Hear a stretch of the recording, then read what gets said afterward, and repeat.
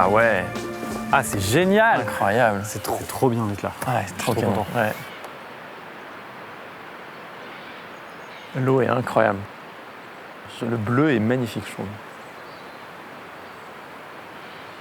Après, elle doit être sacrément froide, je pense. Il n'y a qu'un seul moyen de le savoir, hein. C'est peut-être d'aller la goûter. T'es joueur, toi. Ouais, un peu. Allez, Mathieu.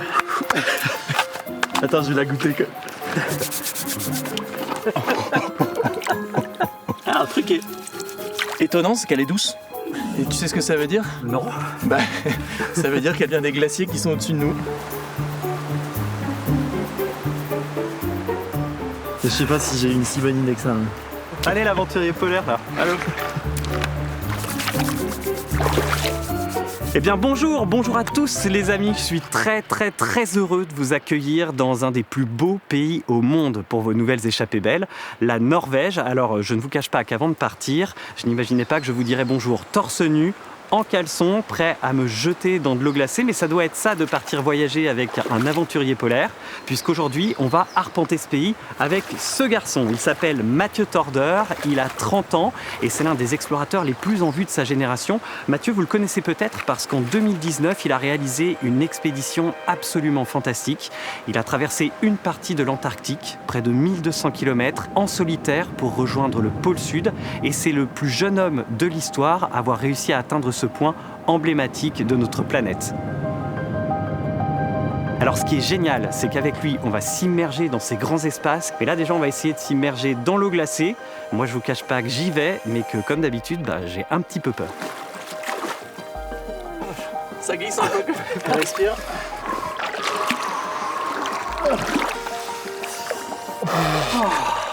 Bon, moi je te propose un truc. C'est que on y aille comme ça, tu vois. Ok. Et puis après on sort. Ok, ça marche. Allez, t'es prêt? 1, 2, 3. Et ben voilà. Allez, salut Mathieu. Ok, tu vas. Moi je suis obligé de tester. Ouais, moi je reste pas plus. On l'a fait. Yes.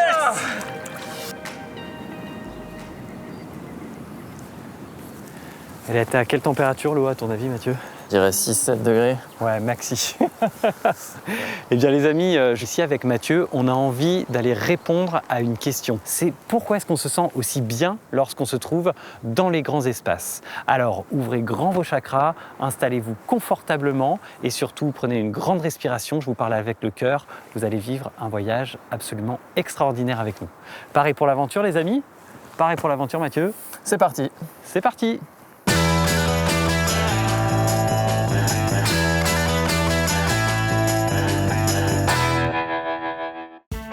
Ismaël et Mathieu sont prévenus. La température de l'eau doit être autour de 5 ou 6 degrés. Donc si vous retournez votre kayak, vous serez transformé en glaçon. La Norvège, ça se mérite. Nous avons 4 bassins et dans chacun d'eux, il y a environ 90 000 saumons. Dans un environnement envoûtant, J'aime beaucoup quand il n'y a pas trop de soleil et qu'on voit les nuages. Ouais, c'est vraiment beau. Et avec les couleurs et tout, ça me donne envie de chanter.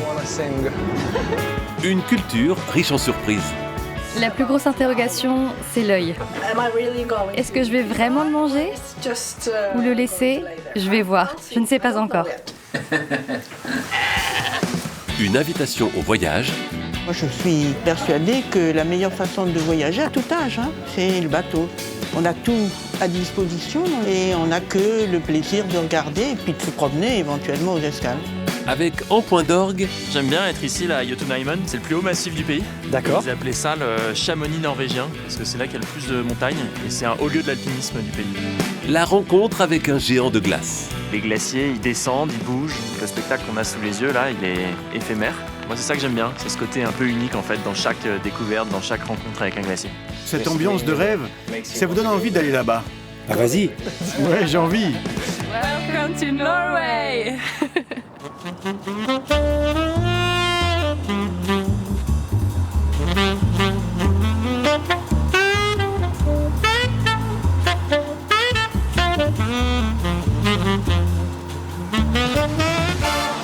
Jean-Loup, je crois qui va partir, le funiculaire.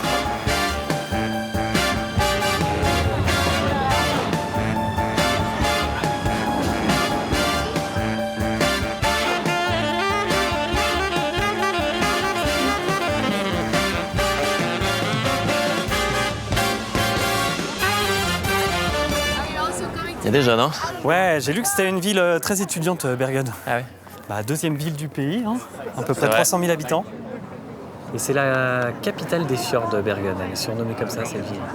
T'es déjà venu, toi, ici ou pas, Mathieu? Non, c'est la première fois. Ouais. Mais c'est un peu un retour aux sources parce que j'étais venu dans le coin pour mes premières expés polaires. D'accord. Et Bergen, c'est la première fois que j'y mets les pieds. T'as quand même parcouru le monde pour tes expés. T'es toujours en quête de grands espaces, non? J'ai eu la chance de pas mal me balader. Après, souvent en multipliant les moyens de transport. J'ai commencé moi tout jeune, à 18 ans, je suis parti traverser l'Europe à vélo jusqu'à Istanbul.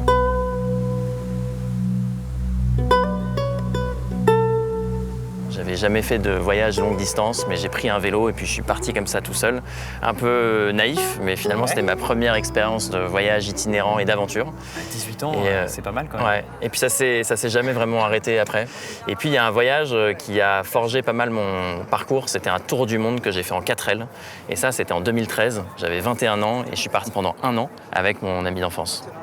Moi, là où je t'ai particulièrement suivi, c'est quand tu es parti mener cette aventure extraordinaire au pôle Sud, en 2018, où tu as fait 1150 km sur la calotte polaire de l'Antarctique, tout seul avec tes skis. Enfin, franchement, respect, quoi. Bah, je suis hyper content de te l'entendre dire, parce que c'est vrai que c'est l'expédition, moi, qui m'a vraiment marqué, quoi. À la fois, il y avait la découverte de l'Antarctique, mais il y avait aussi toute une découverte un peu intérieure et un cheminement intérieur qui, moi, m'a beaucoup enrichi. C'était un rêve de gosse, et moi, je suis hyper heureux de revenir en Norvège, parce que c'est un peu là que tout a commencé. C'est là que j'ai commencé à m'entraîner et que j'ai découvert en fait les expéditions polaires. Qu'est-ce qui te rend heureux, toi, dans la nature? Qu'est-ce que tu trouves dans les grands espaces d'unique, de vraiment spécial?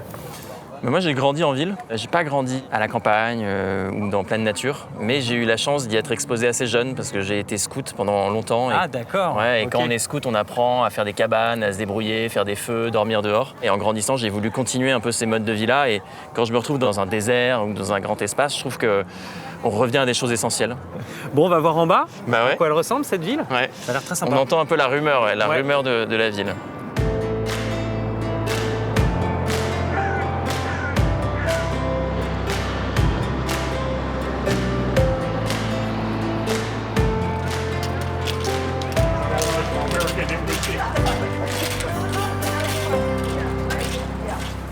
Ça sent fort le bois. Hein.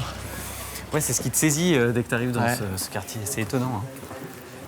Mais tu sais qu'on a beaucoup de chance quand même de voir ce quartier parce que ces maisons, elles ont plus de 1000 ans et elles ont brûlé à plusieurs reprises dans l'histoire. D'accord. Et ce qui se passait ici, c'est que Bergen était une ville de négoce et de commerce vers l'Europe du Sud. Ça a fait le rayonnement de la ville et son enrichissement dans le passé. Ces petites allées, là, je trouve qu'on arrive bien à imaginer un peu le fourmillement qu'il devait y avoir à l'époque. Ouais, c'est vrai.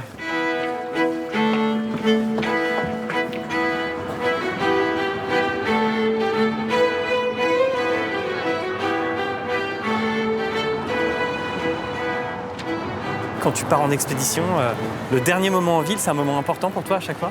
Bah ouais, le dernier port d'attache, c'est toujours un moment où tu fais les dernières emplettes, tu fais les dernières tâches à effectuer avant de partir en expé. Et on ressent un peu ça ici aussi, je trouve. Un peu comme à Ushuaia ou à Punta Arenas, en Amérique du Sud, où c'est la porte pour aller en Antarctique. Et ben c'est là que j'ai vraiment ressenti ça, ce mélange entre l'appréhension et l'excitation d'y aller avant de faire le grand saut pour la grande aventure en Antarctique. Et là, je trouve qu'à Bergen, on ressent aussi un petit peu ça. Il y a une belle ambiance ici.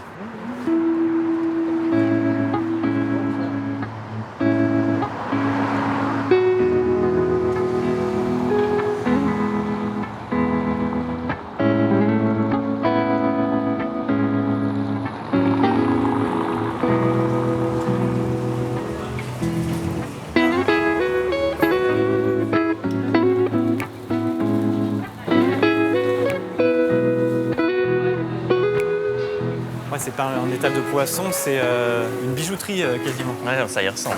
Hein. Je crois que j'ai vraiment vu ça. Et t'as vu, il y a du poisson séché là-bas. Ouais. Au Groenland, ils ont exactement les mêmes. On peut vous acheter du poisson séché? Bien sûr. En voilà un. C'est quel type de poisson ça? C'est de la morue.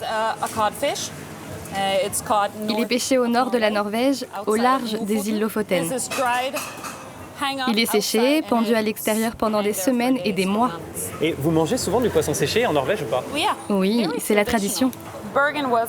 Et Bergen a été pendant très longtemps le port le plus au nord de l'Europe pour l'import-export de morue et de fruits de mer. Et c'est toujours le cas. Est-ce que je peux le sentir? Ah, ça va. Non, ça va, on peut l'emmener. Ouais, mais tu l'emmèneras quand même dans ton sac alors. Ouais, mais ok, mais ça sent pas trop fort. On va aller faire un bivouac dans la montagne, dans le Jotunheimen, donc je pense que ça peut nous servir. J'espère qu'il est un peu calorique, parce que s'il fait froid, on sera content d'avoir quelque chose d'un peu gras. Merci beaucoup. Merci. Merci.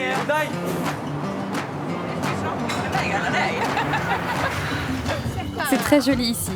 On a beaucoup de chance de venir ici maintenant, avec les couleurs d'automne. C'est magique. Avec moins de 6 millions d'habitants pour un territoire grand comme la moitié de la France, la Norvège est le pays le moins dense d'Europe. La nature y est donc accessible très facilement. Et comme 90% des Norvégiens, Catherine, Suzanne, Mona et sa fille Mathilda quittent la ville dès qu'elles le peuvent pour profiter du grand air. Pourquoi t'as mis tes lunettes? Y a pas de soleil? Il y a du soleil. Une fois par semaine minimum, et quelle que soit la météo, la bande de copines choisit un sommet dans les environs de Bergen, histoire de garder la forme.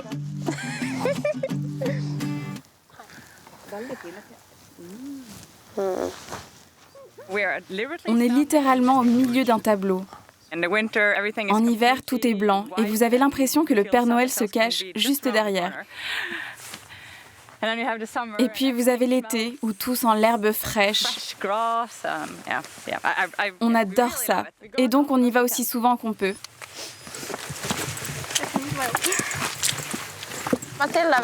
Mathilda est en tête. Elle court comme une gazelle. En Norvège, cette passion nationale pour les activités de plein air est facilitée par un impressionnant réseau de chemins balisés, répertoriés selon leur niveau de difficulté.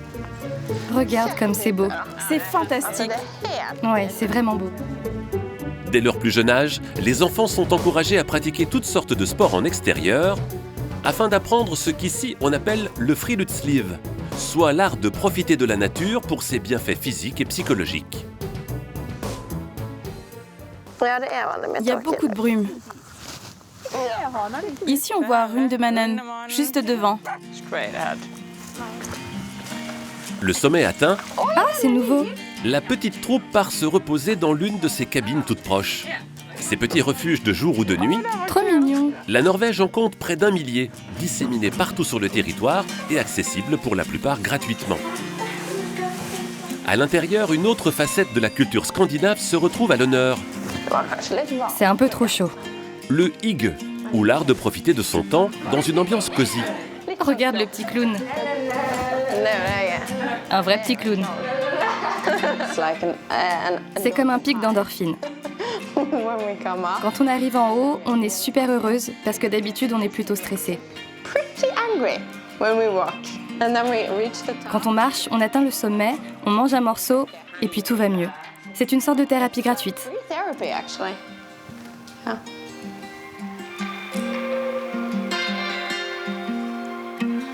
Pour ceux qui préféreraient voyager sans se fatiguer, il existe un autre moyen de profiter pleinement de la nature norvégienne,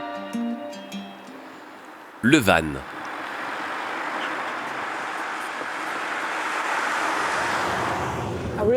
J'aime beaucoup quand il n'y a pas trop de soleil et qu'on voit les nuages. Ouais, c'est vraiment beau. Et avec les couleurs et tout, ça me donne envie de chanter.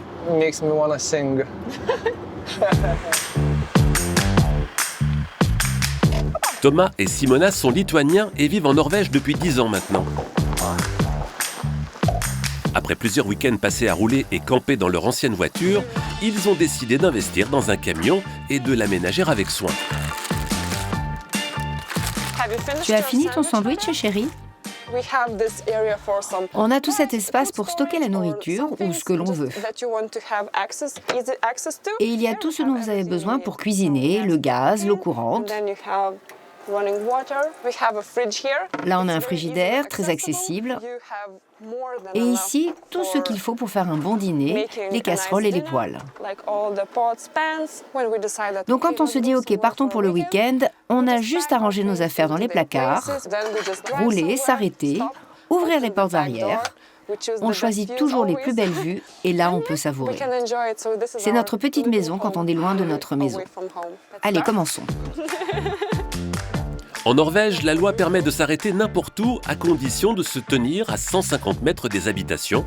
C'est ce qu'on appelle ici le Almansretten. Facile alors de trouver un petit coin de paradis pour prendre un café ou passer la nuit, tout en restant à l'abri des intempéries. Le couple est tellement devenu accro à leur petite maison sur roues qu'ils ont décidé il y a quelques mois d'en acheter 4 autres pour les louer. Un bon moyen pour eux de gonfler leurs revenus tout en continuant d'arpenter les sommets et les fjords norvégiens à la recherche de nouvelles aventures. Il y a beaucoup d'endroits dans le monde où les hommes construisent des villes et invitent la nature à l'intérieur de cet environnement. Et ici, c'est la nature qui les laisse construire quelques villes. Et c'est très joli. Vous vous sentez si petit entre ces montagnes. Et on en profite d'autant plus. C'est comme un tableau à chaque fois, toujours différent. Et puis, il y a tellement d'endroits qu'on ne se lasse jamais de la beauté de la Norvège.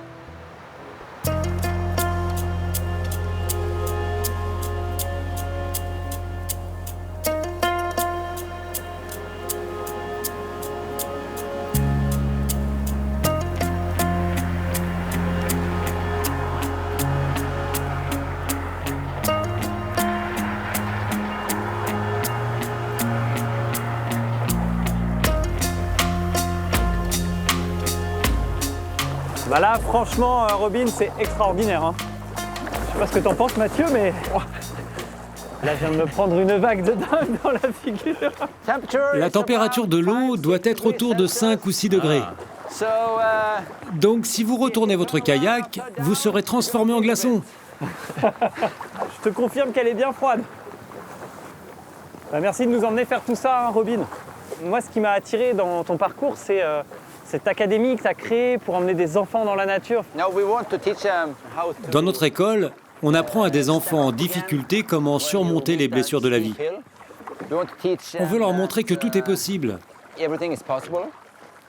Il y a tellement d'opportunités dans la nature pour motiver et inspirer nos jeunes.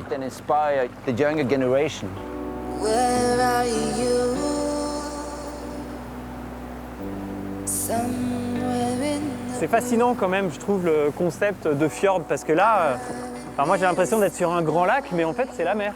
Ben ouais, on est en fait sur une ancienne vallée glaciaire qui s'est retirée au fur et à mesure des années. Et l'eau comme ça de la mer s'est engouffrée. C'est le 4e plus grand fjord au monde. Il fait 180 km de long. Et n'empêche, pour toi qui es normand, 180 km, ça doit faire à peu près la distance entre Paris et Le Havre, je pense. Ouais, je pense, ouais.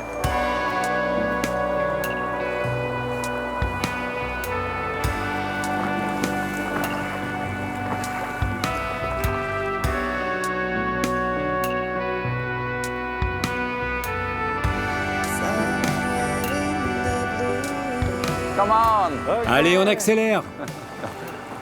You win, Robin. Comme toujours. Comment il fait là? Ah, pas mal. Ah ouais. C'est un local, lui, il connaît les techniques. Allez, je vous aide. Ah, ça c'est sympa. Ça. Merci beaucoup.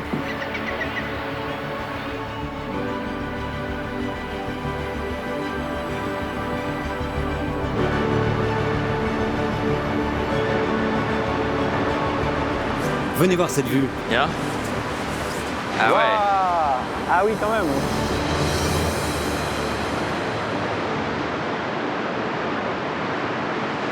C'est incroyable. T'as vu la puissance là? Elle fait 182 mètres de haut. Ça fait pas mal de mètres cubes d'eau par seconde. On parlait d'immensité quand on était en kayak sur le fjord, mais là ça continue quoi. Ouais, ça continue, mais dans l'autre sens. Tout à l'heure, on avait vraiment une immensité à perte de vue horizontale, et là, c'est vertigineux, c'est vertical complètement, quoi. Dans un mois ou deux, tout sera gelé. On pourra avoir accès à la cascade pour l'escalader, comme chaque hiver. On peut en profiter toute l'année. Pour moi, quand je vois les montagnes, les fjords ou bien les cascades, je me demande toujours comment je peux m'en servir pour les activités avec les enfants. C'est vraiment mon quotidien. Bon, moi, quand je vois ça, ça m'inspire de la contemplation, de la poésie. Mais toi, dès que tu vois un endroit de nature, ça t'inspire du sport et encore du sport. C'est vrai. Les gars, on se fait un selfie ?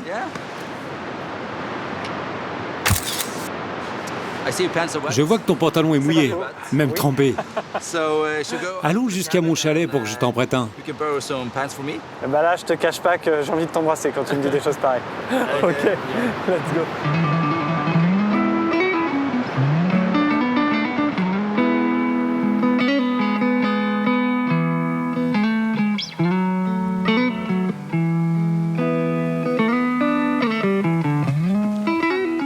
Les toits végétaux, là, c'est pour quelle raison? C'est pour l'isolation. Ah, d'accord. C'est pas mal, parce que t'as vu, les maisons se confondent vachement dans le paysage. Bienvenue dans notre chalet. Allons nous réchauffer à l'intérieur. Avec grand plaisir.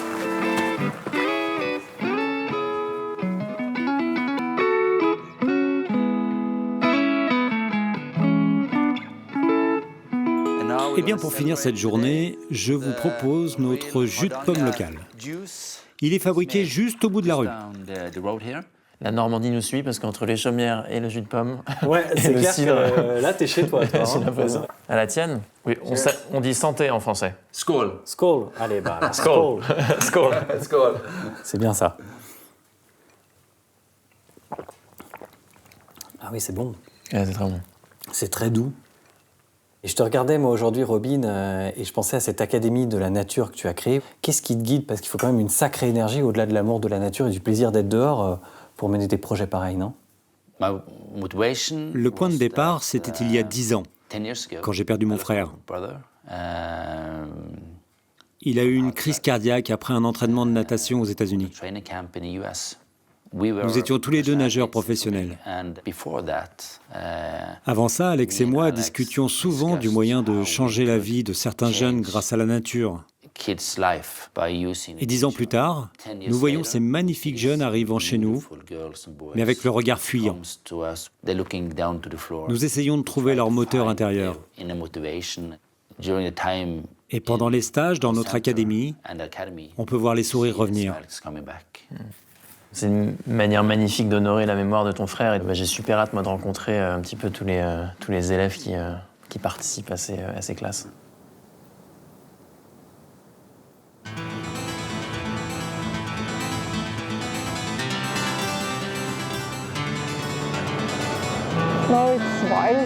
C'est sauvage, mais c'est beau. En Norvège, il n'y a pas que les fjords qui subliment le paysage. Le long de ses 2500 km de côte, le pays est orné de 50 000 îles, certaines minuscules, d'autres plus larges. À 1h30 de route et 30 minutes de ferry au nord de Bergen, il en est une dont la beauté et le calme ont fait la renommée. Fayé, appelé aussi le village sur l'océan. Trine s'y rend pour la première fois avec une idée en tête, celle de peut-être s'y installer. Bonjour. Bienvenue à Fayé. Merci de m'avoir invité. On a même le maire avec nous. Ah, même le maire est là. Ravi de vous rencontrer. Bonjour. Lassée de sa vie citadine à Oslo, Trine rêve de changement et a entendu parler du programme Nouveaux Habitants mis en place sur cette île. Le concept est simple, permettre à quiconque de tester la vie insulaire pendant quelques jours, gratuitement, avec l'espoir qu'il déménage ici. Oh, c'est très beau. Trine a déposé un dossier auprès du comité mis en place par Otto et quelques autres habitants. Ses affaires à peine posées, c'est parti pour une première visite.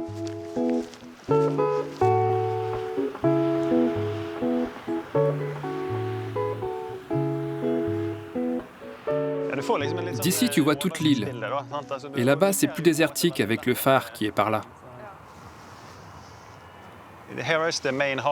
Ici, c'est le port principal. Vous pouvez voir le ferry qui s'en va, l'église et le magasin. C'est une petite communauté d'environ 500 personnes. Je crois qu'après la guerre, c'était le double. C'est descendu petit à petit. Et on espère qu'on va pouvoir changer ça.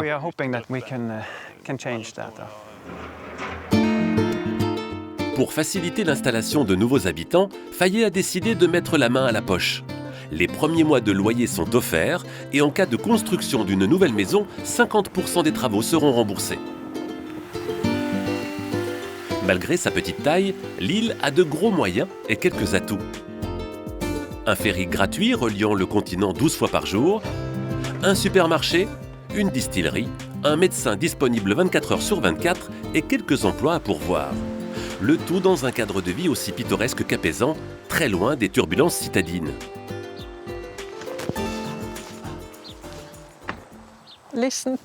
Écoutez les oiseaux.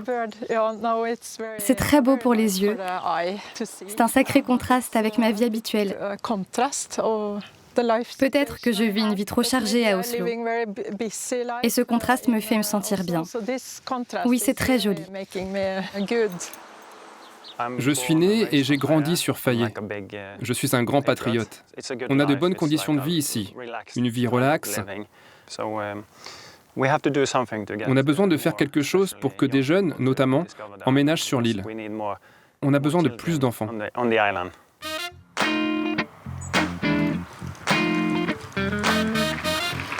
Car le trésor de Fayet, ce sont eux, les enfants. Un trésor plein de vie, mais un trésor fragile. L'école compte aujourd'hui 60 élèves. Il y a 10 ans, ils étaient 80. Pour Camilla, revenue vivre sur l'île avec sa famille, l'origine de ce déclin est facile à identifier. Regardez ce qu'il y a marqué au tableau. À 16 ans, les élèves qui veulent continuer leurs études n'ont pas le choix. Ils doivent quitter l'île. Ils déménagent dans des grandes villes pour aller dans de plus grandes écoles. Et s'ils ne reviennent pas ici pour travailler, on perdra les fondements de notre communauté. Enfin, c'est ce que je crois.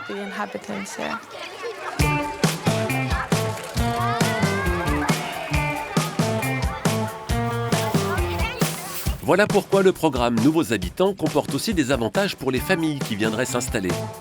2 500 € en cas de nouveau-né et jardin d'enfants gratuit. Autant d'efforts qui finissent par payer. J'ai de l'anglais. Ok. Il y a un an, Elena et Björn sont arrivés sur Fayet avec leur mère, Hige, après avoir vécu plusieurs années à Bergen.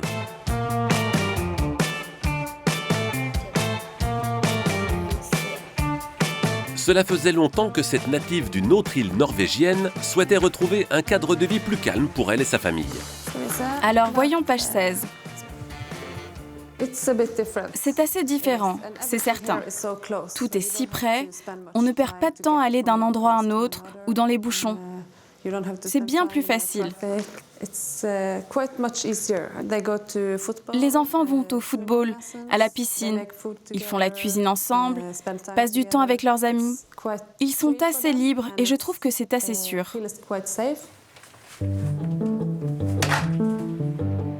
Et qu'importe l'isolement ou les froids hivers de l'ouest norvégien. Ma première impression, eh bien, je sens que mon cœur bat déjà un petit peu pour cette île.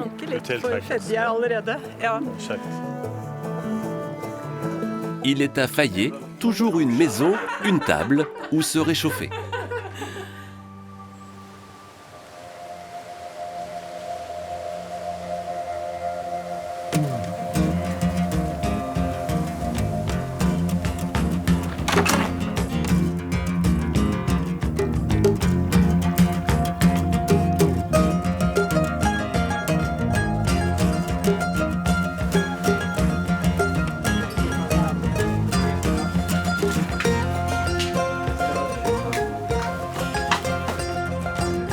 Ça va les gars? Prêts à affronter une paroi et vous dépasser un peu? Un gilet de sauvetage pour le bateau et un baudrier pour l'escalade. Merci. On va partir avec tous les jeunes qui sont là alors? Oui, c'est une des classes de la Dale Open Academy. Elle suit le programme de 9 mois. Aujourd'hui, nous serons avec les jeunes de 20 à 22 ans. Dans une école normale, on enseigne les sciences, les langues ou les mathématiques dans une salle de classe. Ici, on apprend les mathématiques en observant le vent dans les voiles d'un bateau, ou ce qu'il se passe dans nos poumons quand on plonge, par exemple. Donc on essaie de rendre très concret ce que l'on apprend habituellement dans les livres. Nous avons besoin que la nouvelle génération pense grand et rêve grand, pour voir le monde différemment, avec de nouvelles opportunités.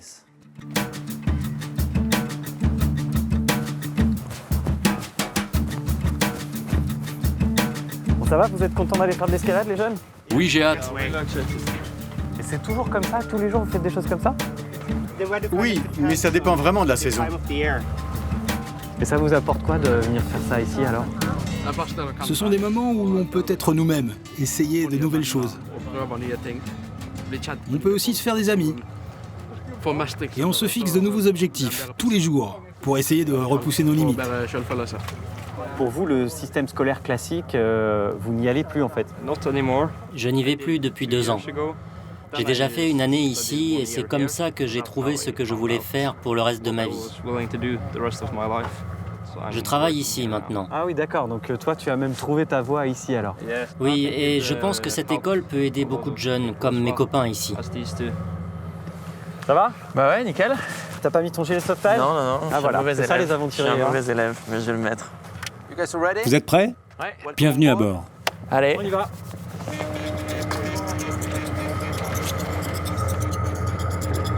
Hop là. La poignée du marin. Exactement. Merci.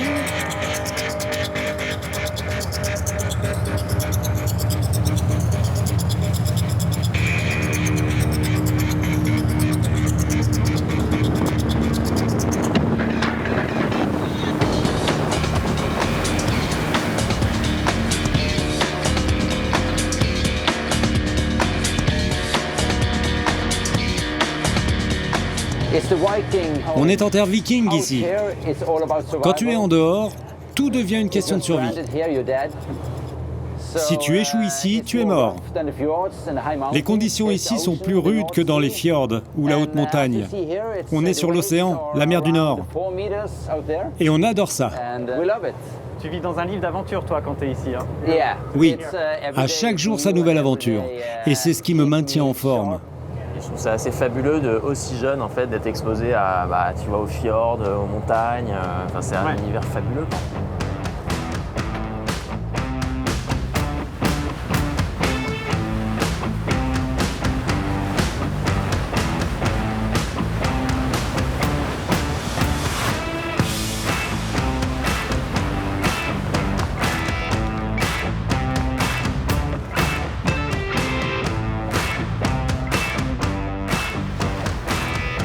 Bienvenue sur notre magnifique île. C'est la nature à l'état brut ici. Ah là, c'est beau hein, cette mer. Oui, c'est sublime. On va aller escalader là-bas. Cette paroi verticale, juste face à la mer. Ça fait quelle hauteur? Environ 20-25 mètres. Toi, tu as l'habitude de venir ici? Oui. Je viens escalader ici depuis que je suis tout petit. Ici, on se sent vraiment libre. C'est un superbe terrain de jeu. Vous voulez essayer? Allez. Essayons déjà d'arriver au mur d'escalade sans tomber. C'est ça. Ça glisse bien, hein?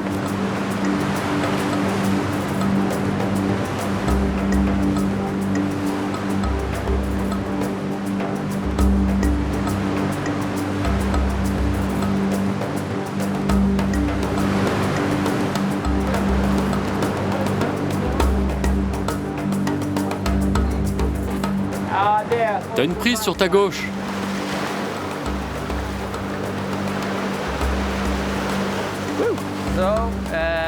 Vous pouvez vous équiper et choisir une voie, sachant que celle de droite est légèrement plus facile que celle de gauche. Vous avez l'air tout cool alors qu'il y a quand même beaucoup de vent, des grosses vagues. Enfin, c'est un endroit hostile quand même. Tant que l'on ne s'éloigne pas du mur, on est en sécurité. Je suis trop content, je ne pensais pas y arriver.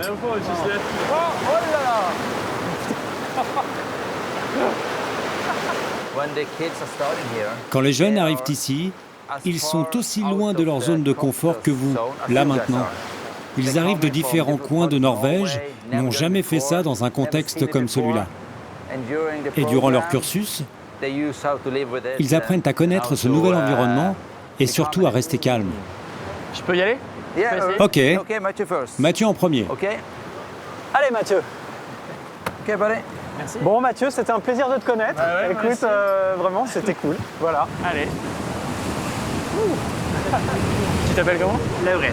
Bon, je te fais confiance, hein, Laurent. C'est très impressionnant de voir ces jeunes, parce que quand on connaît leur histoire, et d'un coup, la nature les connecte à quelque chose de nouveau, ils se débrouillent très très bien.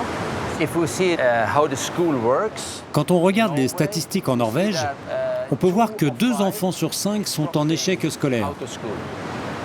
Et cette école est une opportunité pour eux de retourner à l'école ou trouver un travail. Et on sait que ça marche. Bravo! Merci! Bravo Mathieu! Merci beaucoup pour tout ce que tu nous fais découvrir, Robin. Ce qui me marque, c'est que d'une tragédie familiale, la mort de ton frère, tu as transformé ça en une action positive qui se joue avec toi et ces adolescents. Merci d'être venu partager cette journée avec nous. Et je suis sûr que vous avez appris quelque chose avec nous aujourd'hui. Merci beaucoup. Thanks, Robin. Bon, bah toi, tu montres ce que tu sais faire.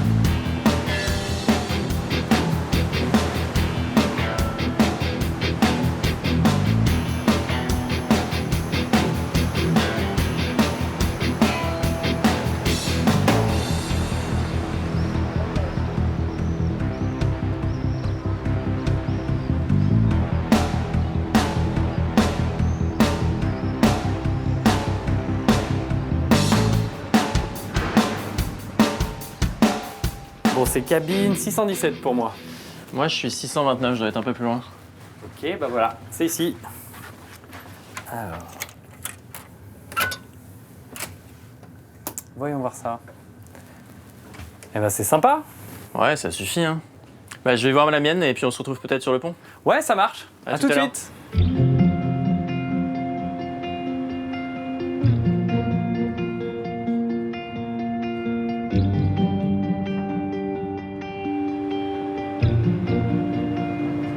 Très belle photo.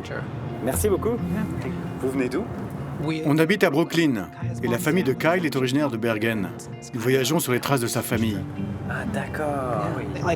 Je n'ai jamais franchi le cercle polaire avant. Ça doit être quelque chose, non? Ouais, je crois vraiment que ça va être de plus en plus sauvage.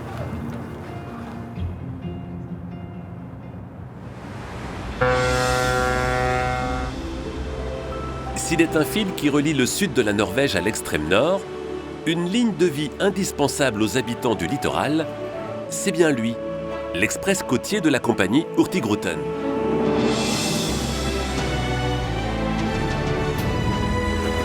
Quasi quotidiennement, l'un des 8 bateaux de la flotte quitte Bergen pour rejoindre, 6 jours plus tard, son terminus Kirkenes, desservant 32 ports sur son chemin.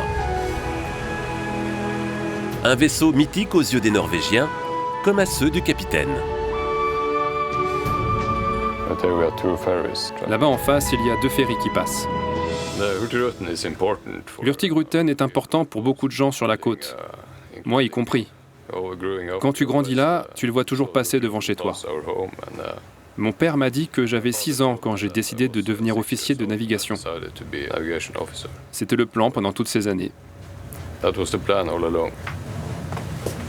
Mais dans cette mer encombrée, plongée perpétuellement dans le noir au milieu de l'hiver et particulièrement sujette aux aléas météo, naviguer n'est pas une sinécure. Vous avez tous les courants du nord qui viennent vers la côte et vous pouvez avoir beaucoup de vagues, jusqu'à 10-15 mètres. Vous avez aussi des passages très étroits et vous devez toujours évaluer si vous pouvez vous engager ou non, si la météo est mauvaise. L'histoire de la ligne remonte à 1893. Lorsqu'en réponse à un appel d'offres du gouvernement norvégien, un capitaine du nom de Richard Witt relève le défi et accepte de transporter du fret et des passagers malgré des conditions difficiles. Sur son bateau à vapeur, le Westeralen, Richard de Witt libère les villes du Nord de leur isolement. L'Hurtigruten vient de naître et entre dans la légende et le cœur des Norvégiens. Si aujourd'hui la ligne existe toujours, les bateaux, eux, ont bien changé.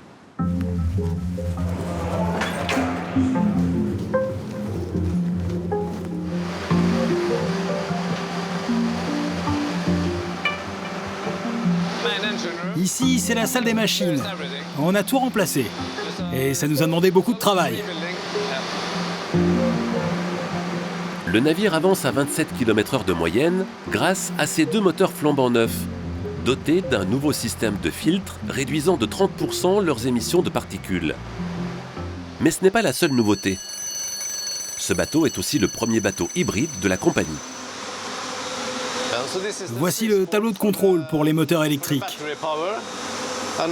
Ici, je peux vous montrer les batteries.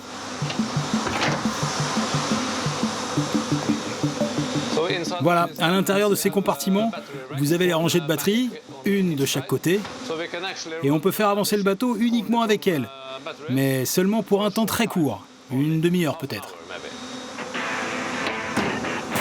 Pour l'instant, ces batteries servent à soulager les moteurs thermiques lorsque ceux-ci atteignent un pic de consommation.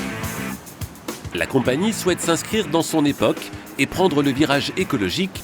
Un bateau zéro émission est même prévu à l'horizon 2030. En Saude, par contre, les choses n'ont pas beaucoup changé depuis le siècle dernier. À chaque arrêt, le même balai commence. Le bateau fait escale entre 15 minutes et 1 heure selon les ports. Il faut donc décharger et charger en un temps record. Nous transportons toutes sortes de choses. Ça peut être des matériaux de construction, comme des légumes congelés, du poisson frais comme de la viande. Et c'est très important pour beaucoup des petites communes de la côte.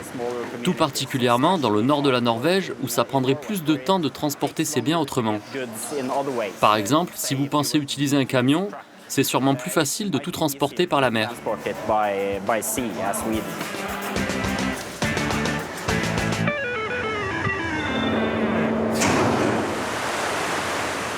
En plus du fret, depuis les années 70, la compagnie s'est lancée dans les croisières, devenue sa première source de revenus.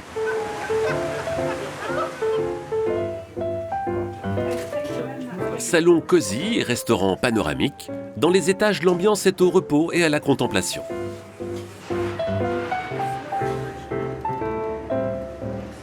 Ah là, il y a plein de cascades là, qui ont creusé la roche.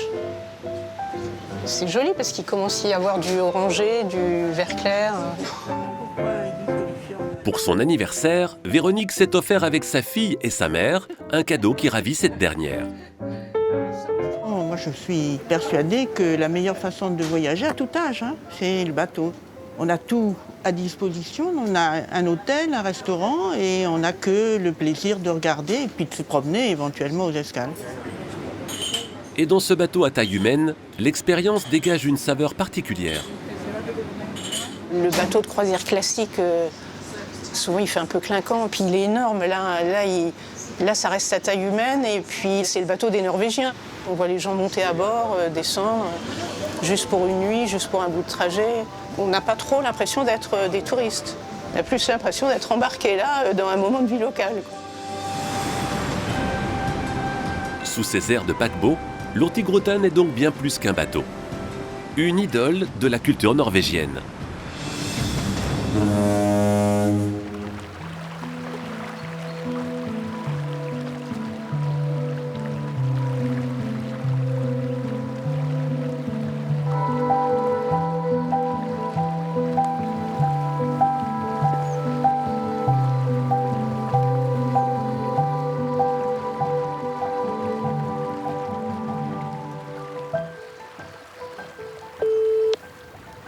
Allô ? Ouais, coucou Mathieu, c'est Isma, ça va ? Ouais, ça va et toi ? Bah pas mal, t'as pu te reposer un petit peu ? Ouais, nickel. Nickel et toi ? Bah ça va. Écoute, je suis parti un peu tôt pour aller voir, tu sais, les gens qui font de l'élevage de saumon. Et puis voilà, c'est magnifique ici, c'est trop beau. Trop bien. Bah écoute, moi j'en profitais peut-être pour regarder un peu les affaires qui nous manquent pour le bivouac. Ok, ça marche. Bon bah on se retrouve ce soir ? Ça me va. Profite bien. Ciao, à ce soir. Salut.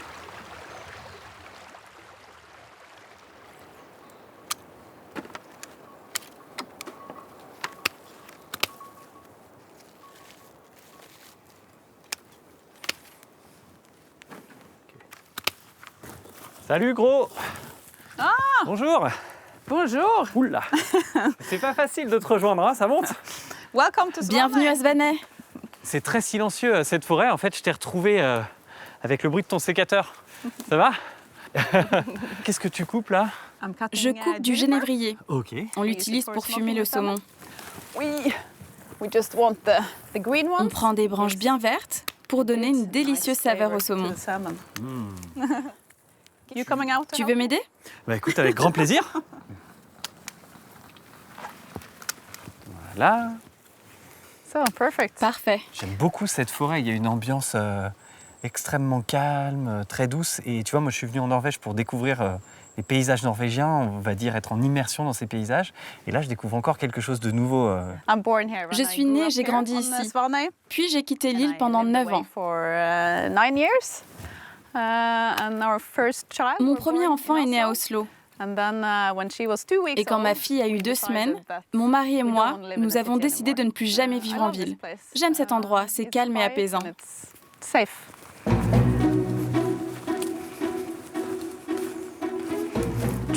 Essaye de ne pas glisser. C'est pas simple, hein?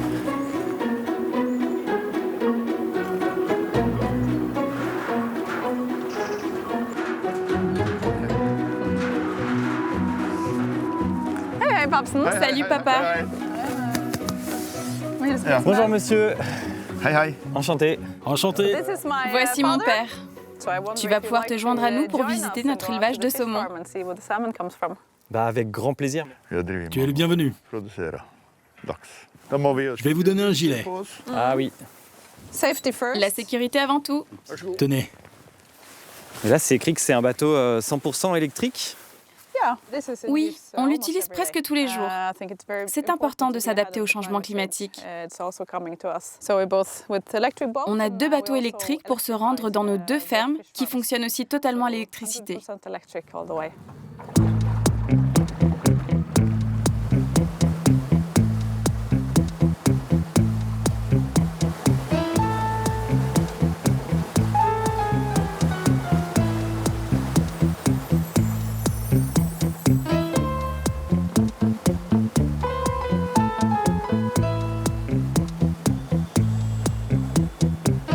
Et Trunt, l'élevage de saumon, quand est-ce qu'il a commencé alors ici à Svanøy? L'élevage de saumon a débuté ici en 1972. C'était un des premiers de Norvège. Ah oui, ça veut dire que c'est une activité quand même assez récente finalement, qui a seulement 50 ans, l'élevage de saumon. Et de quoi vivaient les gens ici alors avant? La principale activité ici avant était l'élevage terrestre. Tout le monde avait quelques vaches, 2 chèvres, un cochon. Ils avaient une petite ferme et ils pêchaient également. D'accord, les gens d'ici alors, c'est à la fois les paysans de la terre et les paysans de la mer.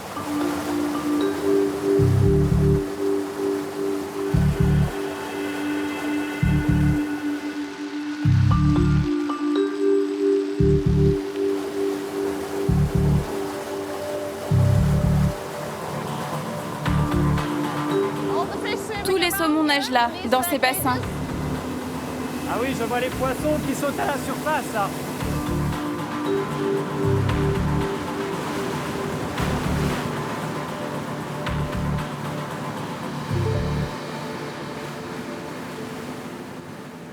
Bonjour.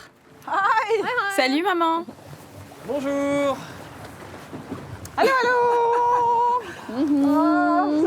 T'es toute belle. C'est gentil, merci. Bonjour. Je te présente ma mère. Bonjour. Enchantée. Je m'appelle Eline. Ok, enchanté. Elle est étonnante cette exploitation. Je crois que c'est la première fois de ma vie que je vois une ferme comme celle-ci. Enfin, pour moi, c'est même pas une ferme, on dirait une base militaire secrète. Oui, c'est ouvert. Tu peux arriver de n'importe où. C'est un superbe endroit. Vous, en France, vous avez de grandes exploitations agricoles sur Terre. Mais en Norvège, on n'a pas ça. Nous avons nos fermes sur la mer. Quand ma petite sœur et moi étions enfants, on portait ce gilet et nos parents nous attachaient à cette barrière pendant qu'on jouait. Oui, et pendant ce temps, on donnait à manger au saumon. Bon, ça devait être plutôt sympa comme enfance parce que ta fille est revenue ici pour travailler avec vous. Je n'ai pas été si traumatisée. Entre. Tu peux enlever tes chaussures et les laisser ici.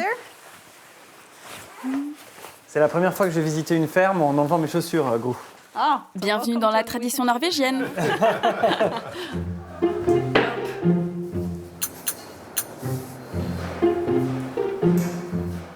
Tout va bien? Ça va très bien. C'est un endroit très étonnant.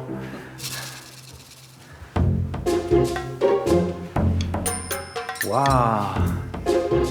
Oh, la vue de fou. Bienvenue. Ça ressemble un peu pour moi à un salon de bateaux de croisière, comme le Hurtigruten que j'ai pris pour venir ici. Tu peux parfaitement vivre ici. Pourquoi est-ce que cet endroit est particulièrement favorable à l'élevage de saumon? L'eau est très froide ici. Il y a aussi de nombreux courants. Le saumon peut nager et rester en mouvement. De cette façon, il sera musclé et en bonne santé. Donc, ça donne du poisson de qualité pour nous et le reste du monde. Et à quoi servent tous ces tuyaux, Gro? Ces tuyaux acheminent la nourriture vers les bassins. Je peux te montrer comment on gère ça si tu veux. Ah oui, carrément. Mais avant, si t'es d'accord, je vais faire une petite sieste ici ou boire un petit café. Parce que ça fait envie quand même, hein.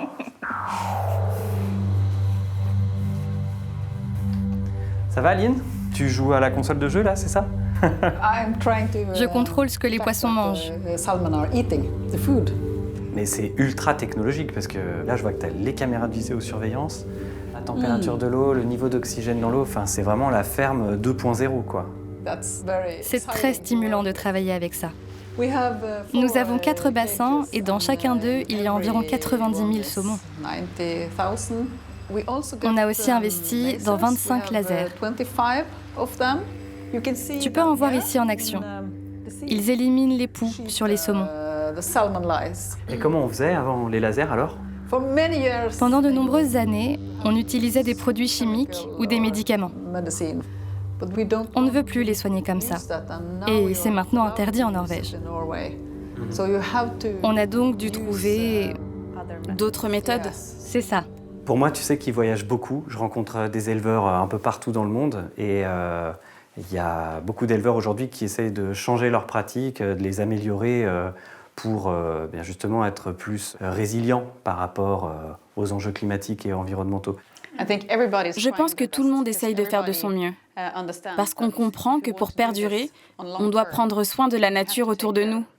Je comprends, parce que tu sais, moi je vous parlerai de mon bilan carbone, vu que je prends beaucoup l'avion pour toutes mes aventures. Donc je crois que tout le monde a ses propres enjeux.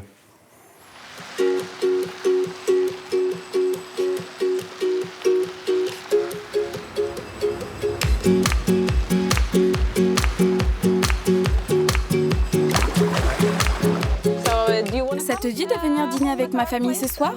On mangera du saumon, bien sûr. Bah écoute, avec grand plaisir. C'est très étonnant ça que vous mangez du saumon ce soir.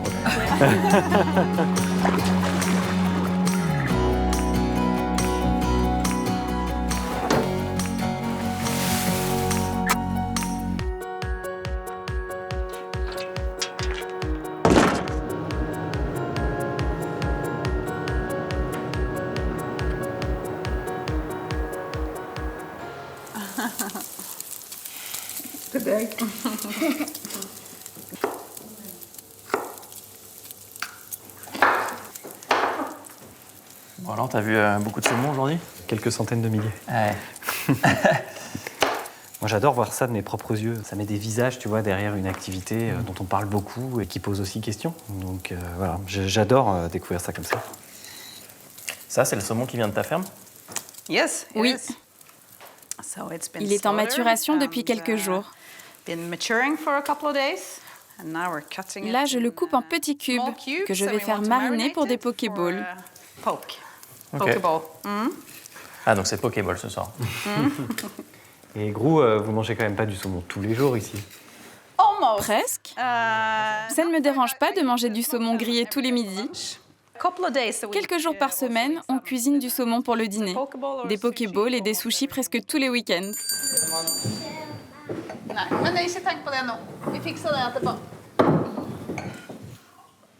Un petit peu de saumon? Moi, j'essaierais bien le saumon nature, comme ça, ou en tout cas tout simple. Hop. C'est super bon avec le soja. Le saumon au soja, il est bien bon.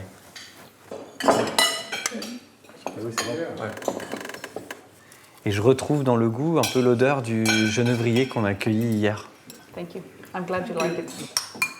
Merci beaucoup à tous pour votre accueil. C'était vraiment très intéressant de découvrir votre façon de vivre. Voilà.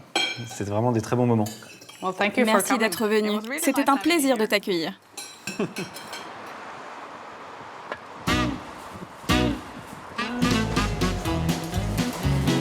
Quelque chose vous tente?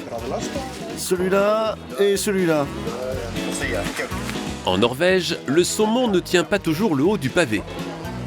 Le pays est de loin le plus gros producteur de poissons en Europe. Morue, lieu noir et même baleine, dont la pêche est toujours autorisée dans le pays, sur les étals, le consommateur a l'embarras du choix.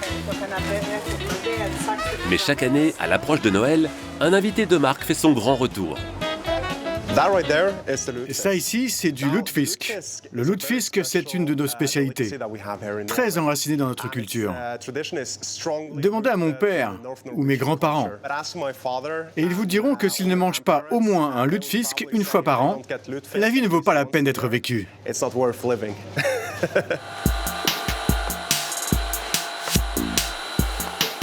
Souvent produit par des pêcheries de plus grande taille, le lutefisk est ici préparé sur place, selon la recette ancestrale. Ici, vous avez de la morue, qui a séché 2 ou 3 mois dehors pendant l'hiver. Vous prenez ces poissons, vous les mettez dans l'eau, de l'eau douce uniquement, et vous les laissez comme ça pendant 8 jours. Et après... Kenneth ajoute alors l'ingrédient majeur de la préparation, un ingrédient pour le moins inattendu. On utilise ça. Moi, je mets 3 flacons de soude caustique. Après 2 jours et demi dans le bain de soude, et on fait couler un tout petit peu. Les filets sont de nouveau trempés dans l'eau douce pendant 2 jours. De quoi donner à ce poisson un goût incomparable. J'ai beaucoup d'amis étrangers qui sont venus et ont essayé d'en manger. C'est un peu étrange pour eux. Mais pour nous, les Norvégiens, c'est...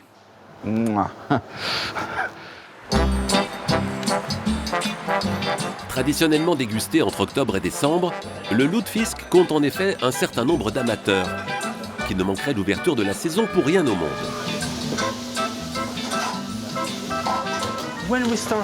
Quand on commence au 1er octobre, c'est un gros démarrage.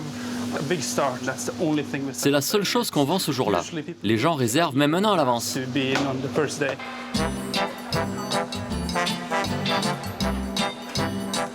Dans ce restaurant de Tromsø, en 3 mois, 13 tonnes de lutefisk vont disparaître du buffet.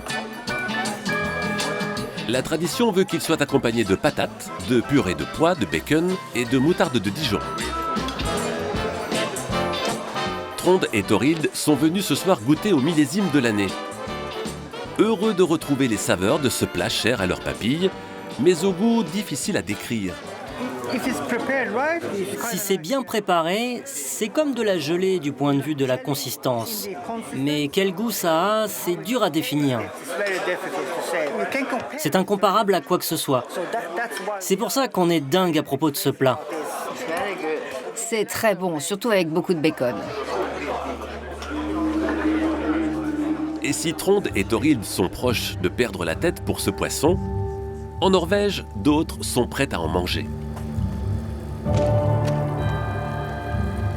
Dans les semaines qui précèdent Noël, un plat typique de l'intérieur des terres est à l'honneur. Le smalahove, littéralement la tête de mouton. La première chose qu'on fait, c'est de brûler la laine. Il faut bien brûler. Dans sa ferme de Voss, Geir est l'unique producteur de toute la Norvège. Et si la pratique peut sembler rustique aujourd'hui, pour les générations précédentes, ce plat était indispensable. À l'époque, c'était pour ne rien perdre de l'animal qu'on mangeait aussi la tête. Parce que les gens étaient pauvres, alors que maintenant, c'est un repas de fête traditionnel. Ces dernières années, le smalahove est en effet devenu une attraction en soi. Et pour répondre à la demande, Geir a délaissé la méthode traditionnelle pour une solution plus efficace. Grâce à cette machine, 70 000 têtes de moutons sont cuites en 3 mois. Après avoir été fumées au bois d'aulne, celles-ci seront vendues dans le magasin de la ferme ou bien servies directement dans son restaurant.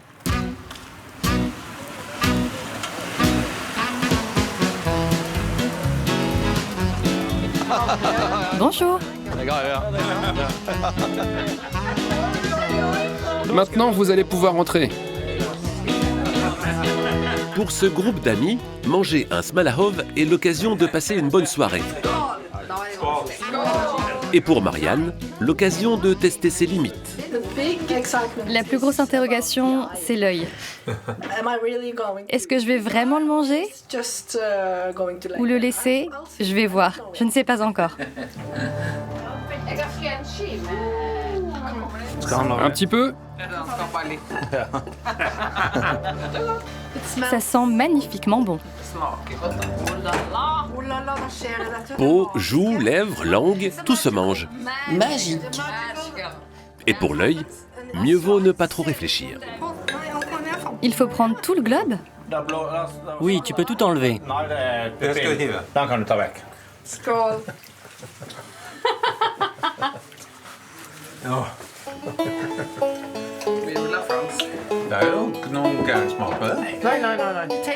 Ça a un goût de sel. Ça a beaucoup de goût. Au pays des Vikings, qu'on soit viande ou poisson, l'essentiel est d'avoir une bonne dose de courage et l'estomac bien accroché.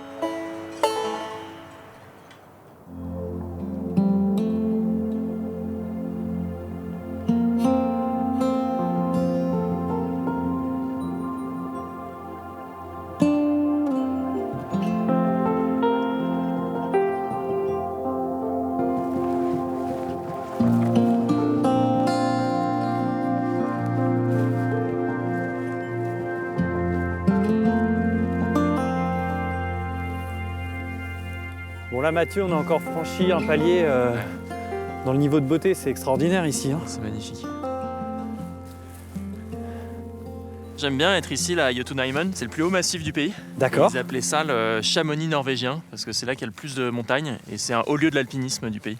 Niveau grands espaces, t'as vu, on a vu des fjords, les petites îles, là où on est allé voir cette famille qui fait un élevage de saumon. Enfin, plus tu avances et plus tu découvres de nouveaux paysages et pas sur des très très grandes distances finalement. C'est clair. Il faut qu'on profite de ces couleurs de l'automne parce que plus on va monter, plus il va y avoir de neige. Ouais. Et quand on sera, je pense, un peu plus haut, ce sera le désert polaire. Ce sera tout blanc, ça va être magnifique.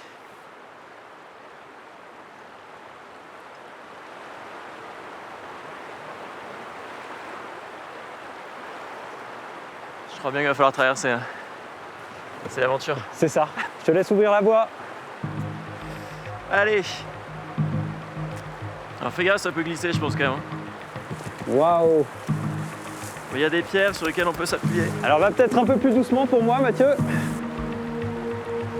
Mets ton centre de gravité le plus bas possible quand tu sens que tu n'as pas des bons appuis. Bon, c'est là qu'il y a un passage. Là, c'est profond. Là. Ouais. Donc je pense qu'il faut y aller tac tac. Ah ouais, tac tac. Ouais. Eh ben écoute, amuse-toi bien. Tac. Wouh. Allez. Wow. Ah, c'est bien. T'arrêtes pas. Hein.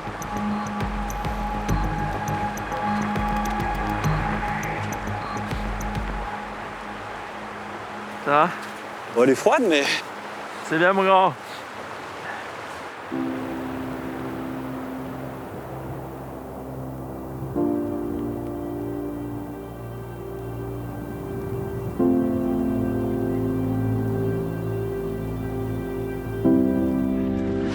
Alors là, on a encore changé d'univers. On marche dans un grand pierrier avec Mathieu. On commence à arriver vers les glaces. Alors je crois que ça le rend quand même très heureux parce qu'il marche à 2000 à l'heure de vent. Et ce qu'on n'accepterait pas en ville, c'est-à-dire la pluie et d'avoir les pieds trempés, bah ici, ça rend le moment vraiment génial. Allez, en route vers le glacier, je vais essayer de le rattraper.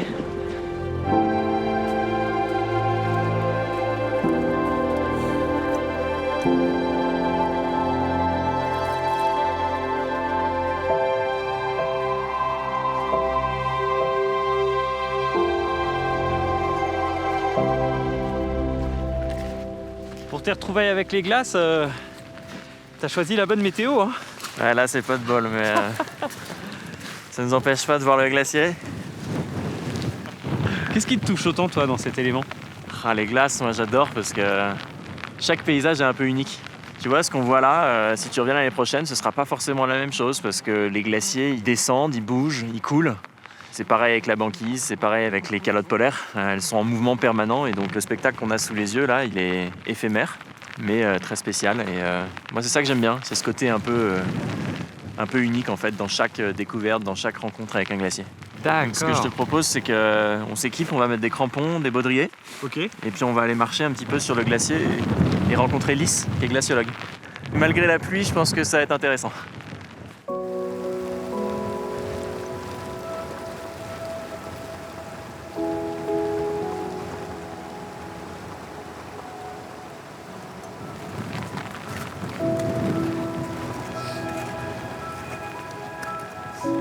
Tu vois, sur les glaciers, il faut toujours marcher à la file indienne.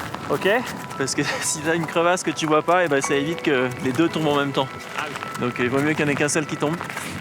Et tu gardes ton piolet en main parce que si jamais tu tombes aussi, tu vois, tu pourras le planter, tu pourras arrêter ta chute. Ok. C'est pour ça qu'on marche avec des piolets. Et moi là, j'ai tous les sens en éveil. Hein. Ouais, c'est beau. Hein. À la fois le froid évidemment, le bruit de la glace, la sensation qu'elle craque sous les pas. Ouais. Plus le regard qui est vraiment saisi. Rencontre au milieu de nulle part. Hello! Hey! Ravi de vous rencontrer sur le glacier. Je m'appelle Lys. Enchanté, Mathieu. Bonjour Lys. Ismaël, enchanté. Ça va, c'est pas trop dur de travailler dans ces conditions? C'est un challenge de travailler sur un glacier, surtout avec cette météo. Mais je fais attention et j'ai un bon équipement. Mais heureusement, ce n'est pas toujours comme ça. Il y a aussi des journées ensoleillées qui sont très agréables. T'as l'habitude de travailler sur ces glaciers, non? Ça fait longtemps que tu viens ici? Oui, je viens faire des relevés 3-4 fois par an, depuis 20 ans. Ah oui, donc tu connais le glacier par cœur, tu as dû le voir bouger, tu as dû le voir évidemment couler dans les vallées, mais j'imagine qu'il s'est beaucoup transformé aussi. Ce glacier est un peu comme mon bébé. Il est très spécial pour moi. En 20 ans, il a reculé de 200 mètres. Et il y a beaucoup plus de crevasses que quand j'ai commencé. La température a augmenté et a affecté le glacier. Ouais, malheureusement, c'est un peu le sort qui est réservé à tous les glaciers, toutes les calottes polaires. Et c'est bien qu'on ait des glaciologues, des gens comme Lys, parce que c'est des témoins en fait qui vont nous rapporter cette réalité. Et en parlant de témoins, toi, quand tu étais en Antarctique, est-ce que tu as constaté des choses de cet ordre-là, de la fonte des glaces ou pas? Ça a fait partie de ton quotidien aussi? Ouais, quand j'étais en Antarctique, il a fait anormalement chaud sur plusieurs semaines. Et il faisait 25 degrés au-dessus des normales de saison. Donc à la place d'avoir des températures de moins 30, tu vois, j'ai eu moins 5, moins 10 pendant plusieurs semaines. Et donc moi, j'ai trouvé ça anormal, évidemment, mais les spécialistes disent que oui, le climat est déréglé, même jusqu'en Antarctique. En Norvège, on a environ 7000 glaciers. Ils ont tous réduit de moitié ces 2 dernières décennies. C'est énorme. Et là, ce que je découvre, c'est l'attachement qu'on peut avoir à un endroit jusque dans ses tripes, quoi. Ouais. Et je comprends mieux, après, une fois que tu es attaché, le désir que tu as de protéger. Merci, Lys. Hein. Ça valait le coup de braver les éléments, d'avoir froid, d'être mouillé jusqu'aux os pour venir te rencontrer, sincèrement. Merci. C'était un plaisir de vous rencontrer et de vous faire découvrir ce glacier. Je suis heureuse de partager ce lieu avec d'autres personnes. Venez, venez.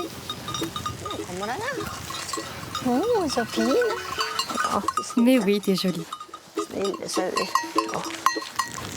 Vous avez faim, hein? Dans les prés de Norvège, il est un animal qui fait plus de bruit que les autres. Dans sa ferme, Berit élève une soixantaine de moutons, tant pour leur viande que pour leur laine. Ces moutons sont d'une espèce norvégienne appelée mouton à petite queue.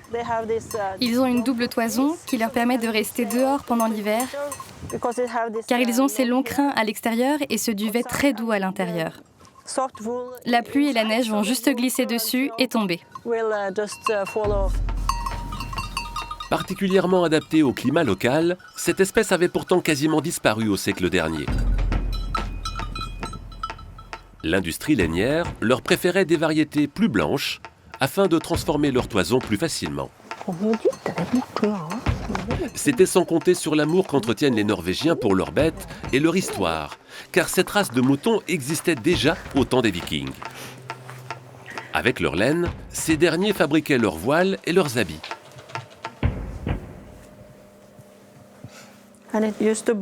C'était ce genre de couverture que les Vikings utilisaient. Ils la mettaient autour d'eux comme ça. Mais ça, c'est un exemple. Les leurs faisaient 2 mètres de long sur 1 mètre de haut. C'était assez pour la garder autour du corps.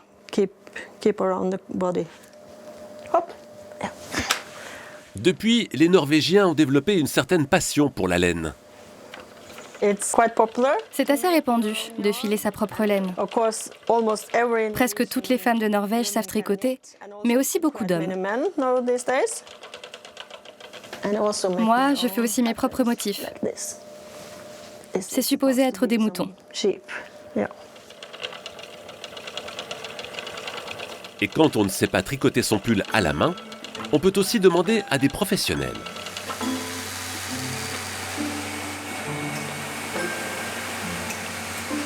Dans cette usine, à 1 heure de Bergen, on utilise de la laine norvégienne depuis 1923. Si les machines font une grande partie du travail, les 2 patronnes de l'entreprise passent chaque pull au peigne fin. Après, je vérifie les bandes sur ses bords, que les coutures sont belles et lisses, et que ici, elles sont bonnes pour qu'elles ne craquent pas.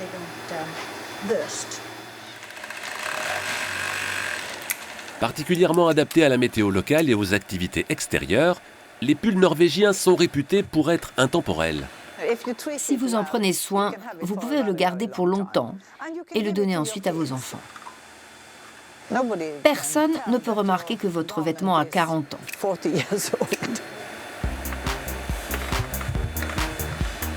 Il faut dire que dans les vieux catalogues de la marque, les coiffures changent plus que les modèles.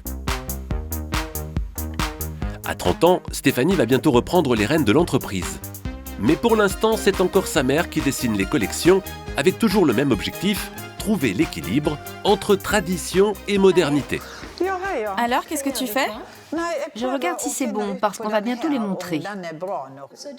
Ce que j'aime avec celui-ci, c'est qu'il va pour les femmes et pour les hommes. Très norvégien. Je pense que le challenge est de ne pas perdre notre identité sans rester figé dans le passé. Nous ne pouvons pas refaire ce que nous avons toujours fait et nous n'allons pas faire de la haute couture non plus. La jeune génération sera plus attentive à la qualité qu'à la quantité. Et c'est là qu'est notre place. Et la qualité a un prix. Entre 180 et 200 € pour ces pulls made in Norway. Mais la laine ne sert pas toujours à faire des vêtements. À 3 km de l'usine, une artiste a décidé d'en faire autre chose.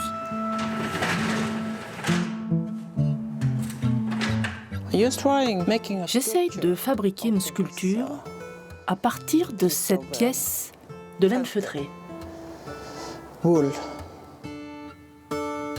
Elle se travaille avec ce matériau depuis 22 ans et n'utilise que de la laine locale, qu'elle façonne et teint elle-même avec des plantes et des feuilles des alentours.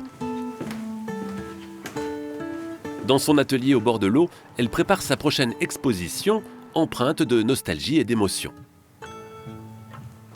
Il y a quelque chose d'authentique avec la laine. C'est comme retourner dans les bras de sa mère. C'est très doux et vous pouvez la toucher. Je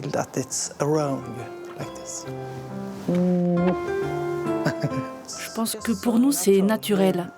C'est une partie de nous. C'est une odeur fantastique. Hello. Il y a quelqu'un ici?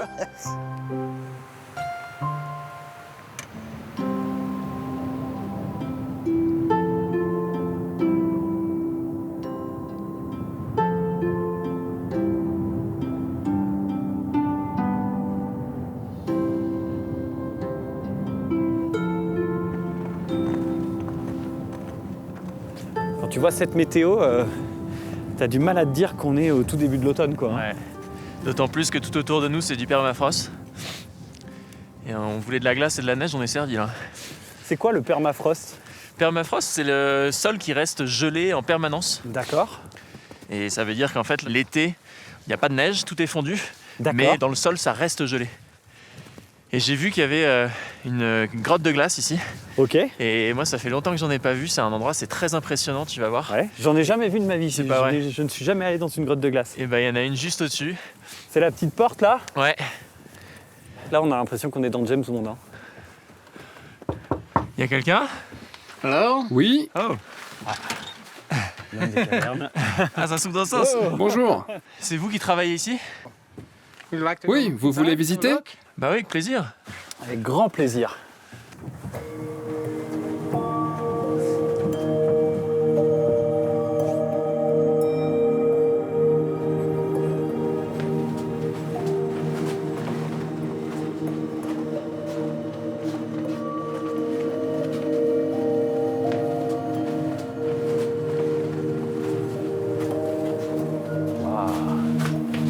C'est incroyable, hein? C'est fou. On est ici au centre du tunnel de glace. Là, vous avez une représentation de l'arbre de vie, Yggdrasil, qu'on retrouve dans la mythologie nordique. Les parois de cette grotte ont été créées par l'accumulation de neige compacte. Elle n'est pas en mouvement comme un glacier. La glace est donc très ancienne, plus de 6000 ans. Ah ouais. Ça a été fabriqué par l'homme ici, c'est pas un endroit naturel, c'est ça, hein? Non. Ça a été creusé à la force des bras. C'est toi qui les as fait du coup? Oui, c'est un bon exercice pour moi. T'as vu, il fait pas froid, je trouve. Enfin, il fait 0 degré, mais comme il fait vachement froid dehors, c'est presque en fait confortable ici. Les dernières grottes de glace que j'avais vues, c'était des grottes de glace naturelles. Donc c'était pas la même couleur, c'était pas la même ambiance. Mais je trouve ça hyper beau en fait de voir les cristaux, de voir que tu vois, il y a du sédiment qui est pris dans la glace. Ces traces noires sont sans doute des excréments de rennes. Ah, d'accord. Des excréments qui datent de 6000 ans. Je m'attendais pas à voir ça, moi. Je pensais qu'il me répondrait c'est du sable, c'est de la roche, de la terre. Je vais vous montrer un symbole du changement climatique. C'est une chaussure qui a été découverte en 2006.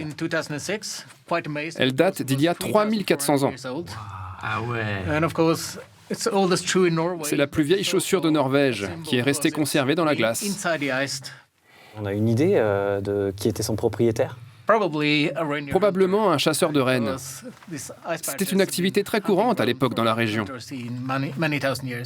On voit encore le cuir qui est en parfait état. Ouais. Il y a des lacets dessus. T'as presque envie de la mettre en fait. Je suis sûr qu'elle nous va. Ça a l'air d'être un petit 40-41. Alors c'est un peu petit pour moi. Ouais, pour moi aussi.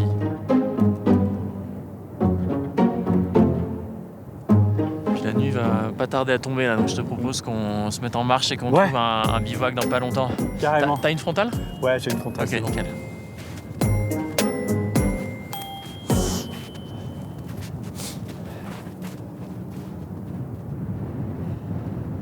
Ça me semble pas mal là.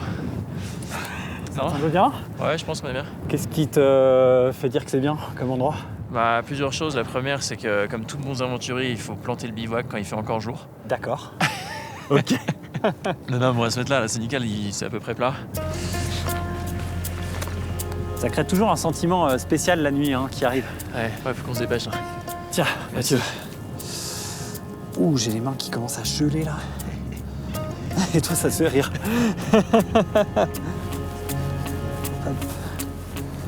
Voilà. Alors. T'as déjà dormi dans la neige? Dans la neige, non, je crois pas. Grande première. Ouais, vraiment.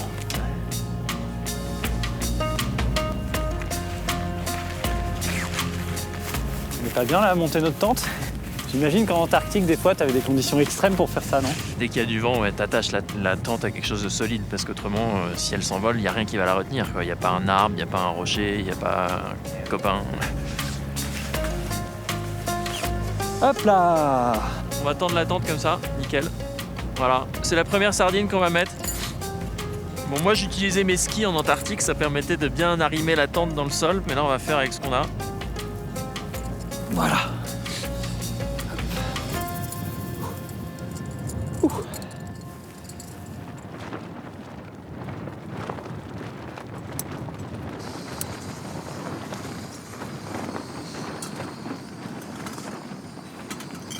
T'as déjà mangé ça? Qu'est-ce que c'est alors? Dis-moi, qu'est-ce que t'as pris? C'est de la nourriture lyophilisée, ça s'appelle. Ouais. C'est des plats en fait qui sont très bons, il faut juste les réhydrater avec de l'eau bouillante. Et c'est ce qu'on va faire. Là, t'as des pâtes au saumon. Ah. Et ça, c'est chicken curry. Ah, les pâtes au saumon, ça va nous rappeler quelque chose, ça. Ouais, on va voir si c'est meilleur. T'es quand même un garçon surprenant parce que là, ça souffle dans tous les sens. Il fait froid, il y a de la neige et t'as un calme olympien. Bah, plus tu t'excites, plus tu t'agites, moins t'as le contrôle et plus tu fais des bêtises aussi, tu sais. Et regarde, ça bout déjà. Je vais l'arrêter.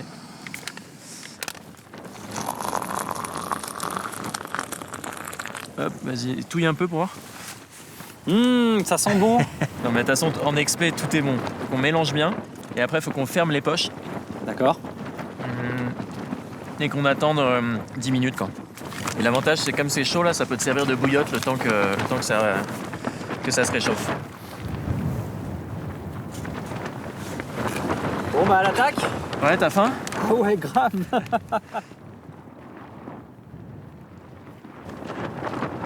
Bon appétit, Mathieu. Ouais, tiens. Pas mal, hein? On est heureux là.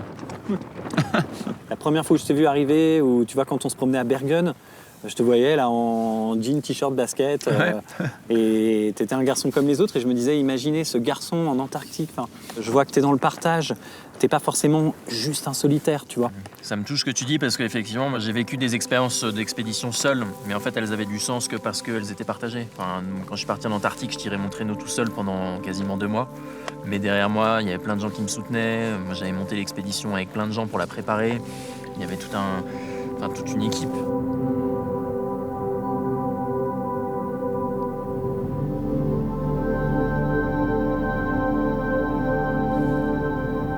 Oh là là, moi je trouve ça magique. Quelle chance. C'est magique.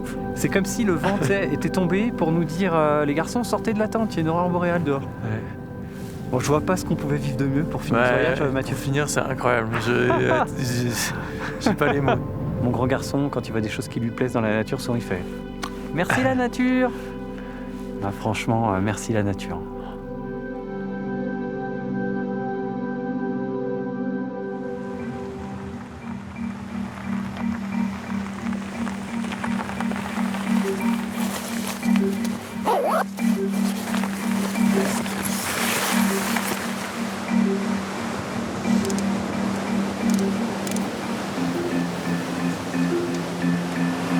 On a le ciel clair, il faut que les aurores soient avec nous. Et après, ça peut prendre un moment. Être patient. Tenir chaud et être patient. Braver le froid et la nuit, Virgile Reglioni connaît ça par cœur. Depuis 7 ans, ce passionné d'aurore boréale arpente vallées et montagnes norvégiennes à l'affût de la moindre lueur verte. Concrètement, avec mes yeux, je vois pas grand-chose, à part quelques nuages. On a la pleine lune, donc le ciel n'est pas complètement noir. Mais en fait, en prenant des expositions un petit peu plus longues, on s'aperçoit que déjà, on a les premières formes d'aurore. On commence déjà à avoir des taches un peu vertes, et c'est déjà un bon signe. Virgile est venu se placer ici car l'hiver dernier, il y a pris l'un de ses plus beaux clichés.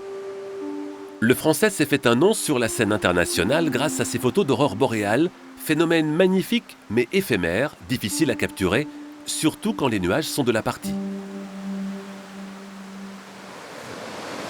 Bon, eh ben, le temps est pas trop favorable, donc on va ranger. C'est jamais garanti les aurores. On sait jamais ce qu'on va trouver. Baroudeur invétéré, Virgile emménage chaque année dans un logement différent, tout au nord de la Norvège. Et ben voilà, nous voilà arrivés à Tromsø. C'est quand même beaucoup mieux d'avoir une maison dans laquelle on peut revenir. Bon, elle n'est pas très meublée encore, mais ça arrive. C'est la ville de Tromsø qui a dorénavant sa préférence. Ville baptisée capitale des aurores boréales en raison de son emplacement idéal pour observer ce phénomène magnétique.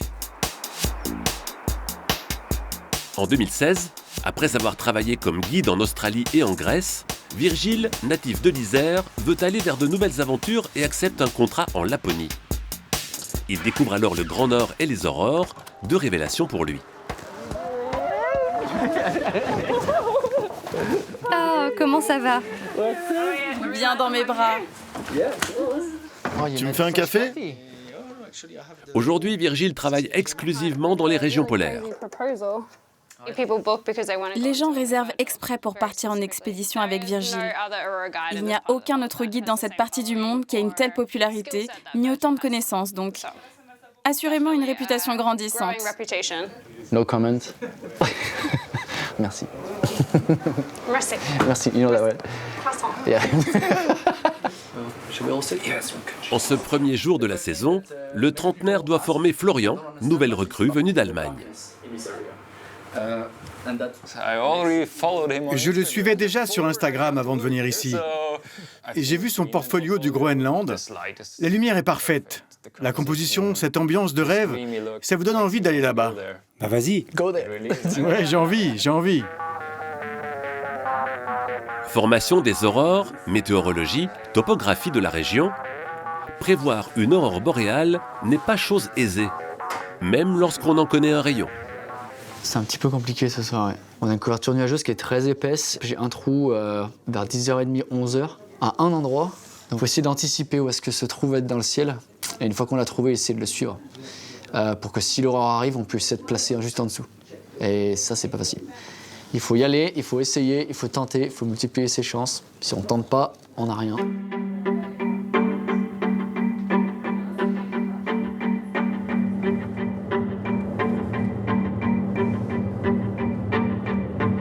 Je préfère presque, quand je pars chasser comme ça, avoir une nuit où c'est pas facile. On passe des heures à chercher du ciel clair. Puis quand on le trouve, on sait que la photo qu'on a, on l'a bien mérité, quoi. C'est ça qui est bon. Ah ouais, c'est pas mal là, non? Ah ouais, putain, là, faut s'arrêter là. Tac. Ça, c'est un arrêt surprise. On va sortir. On va voir ce qui se passe dehors.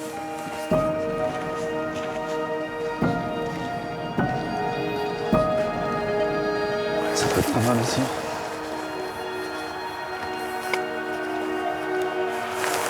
Tac, joli. L'aurore a bougé, elle est plus là.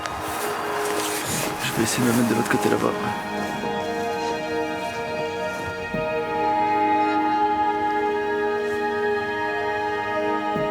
Trouver les aurores, c'est l'opposé de la routine, quoi. C'est ne jamais vraiment être sûr d'où est-ce qu'on va et de ce qu'on va ramener à la maison, quoi. C'est ça qui me pousse à sortir et à aller photographier tout le temps.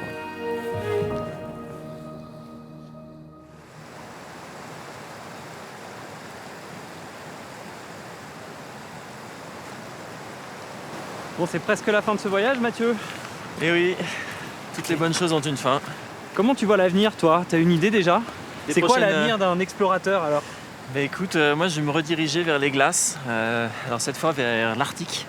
Et l'idée c'est d'aller faire des prélèvements de carbone noir. Le carbone noir c'est de la pollution en gros, pour aller un petit peu aider les glaciologues justement à collecter de la donnée, parce que c'est un endroit qui est difficile d'accès.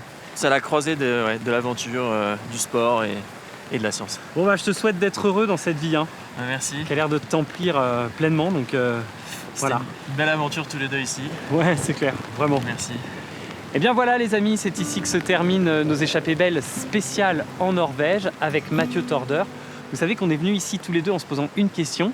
pourquoi est-ce que la nature nous rend aussi heureux? Alors toi, t'en déduis quoi, Mathieu, de tout ce qu'on a traversé?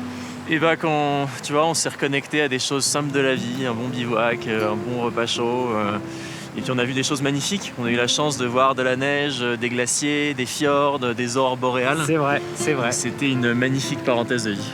Moi, ce que j'en retiens, c'est qu'il y a à la fois l'immensité, cette sensation de respiration qui est vraiment unique dans les grands espaces, et puis que quand on se reconnecte à des choses simples, comme le dit Mathieu, tous ces moments nous apportent beaucoup de joie, beaucoup d'authenticité, et que finalement, on est à milieu des paradis artificiels de nos smartphones ou des réseaux sociaux, où on passe tous, et c'est l'époque, c'est comme ça, moi le premier, énormément de temps.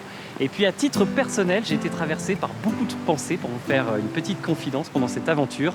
J'ai repensé à des grands moments de ma vie et je me suis rendu compte que pour beaucoup, ils se sont passés, j'ai pris des grandes décisions lorsque je me trouvais dans les grands espaces. Et je crois que ce qui est très fort dans la nature, c'est qu'elle décuple nos émotions et surtout qu'on s'y sent extrêmement vivant.